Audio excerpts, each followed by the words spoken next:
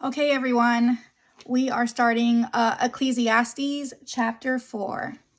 So just to recap, yesterday Ecclesiastes Chapter 3, we finished off and we were speaking about the injustices of life. This is what King Solomon was writing to us about, the injustices of life.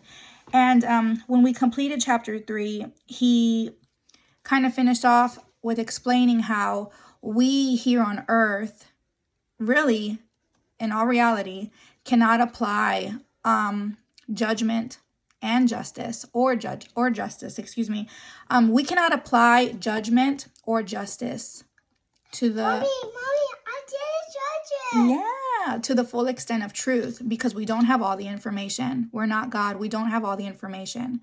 So he was saying how there's wickedness in justice and there's wickedness in judgment, because we don't have all the information, right?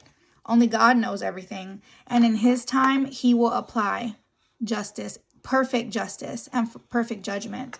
That's where we finished off. So here in Ecclesiastes chapter 4, King Solomon... Mommy, what is this? I like it. I didn't judge it. Okay, King Solomon, he starts off and he's talking about how he looked and he saw all the oppression, and he saw those who were being oppressed, and he saw the oppressors.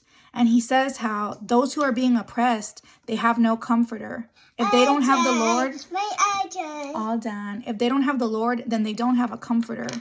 And those who are oppressing the oppressor, even though they have the power, they have no comforter either. They don't have the Lord, they don't have a comforter. So both of them are alike. They have no comforter. And he says that he realizes in verse 2, he realizes that the dead... Jeffrey, I need you to chill. That the dead and the living... Well, let me go back. He realizes that the dead, which are dead, are actually happier than the living, which are alive. How can that be, right? How can the dead be happier than the living? Well, because of the evil here on earth. The dead at least are, not having to deal with that anymore. And he says, but you know who's better off than both? Who's better off than us that are living and those who are dead? Are those who haven't even been born yet, because only those have not experienced the evil on this earth. And that's what he's saying, that he realizes that only those who have not even been born can be happier than the dead and the living. So in verse 4, he says he considers, or that he sees all the toil, all the labor, and all the achievement. Oh, this is good. Okay. So chapter 4, he realizes, now this is going to get a little heavy. He realizes that all work and all achievement come from a person's envy of another. Now we're going to have to really look at ourselves. And you know how, you ask yourself a question and you got to really tap into your psyche right now. When you ask yourself a question and you answer with the answer that you want to believe is true, right? No, I don't do that. I'm not envious of anyone. Okay, turn that off. Really tap into your mind and listen to this, because it says that, now remember, apart from God, okay, all work and achievement come from a person's envy of another. To envy is to have a desire, to have a quality or a possession or an ability. Do you have that desire? Like when you see someone, you're like, oh, I love how she loves her children, or something like that. Envy gets a bad rep. And yes, of course, envy is bad. It's not bad to admire something, but are you working towards having an attribute that you see someone else have? Are you working towards that? Your achievements at work. Are you working towards being better than someone or being like someone? And how it's meaningless. It's chasing the wind. because that person that you're looking at, that achievement that you're striving for, it's not going to fulfill you. It is not. Unless you are looking unless you are looking to the Lord for as your compass, as your ultimate goal. Not that you're ever going to be like him, but he is the only perfect example.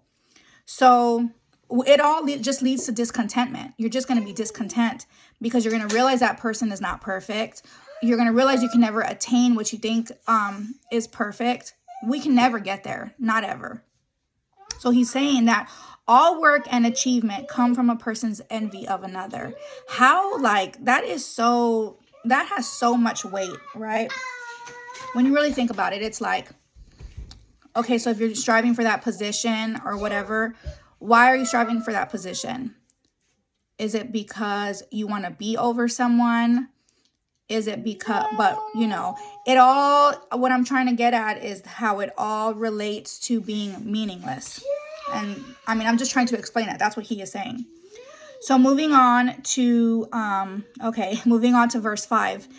This is the kind of verse that people will be so quick to discredit the Bible with. Let me read the verse to you, and you're going to be like, the verse says, "The fool foldeth his hands together and eateth his own flesh." People will read that and take it out of context, first of all. Second of all, they will read that and just be completely, and of course, we're humans. And even I read that and I'm like, well, let me translate this because I know it has another meaning. But people who do not bother to translate, do not bother to look into, see what that means. Yeah, go ahead. Who will not bother to look up to see what that, they'll be so quick to talk about how, they'll be so quick to talk about how the Bible is just vulgar and blah, blah, blah, blah. Let me explain to you what that means. And it's incredible. It has so much of an impact. It's incredible. And it's so funny. It's, okay, so one more time. The fool foldeth his hands together and eateth his own flesh.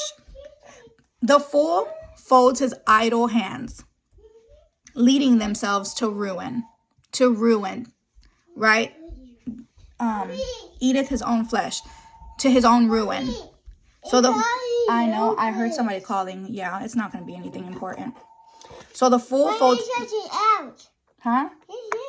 Okay, let's stop it.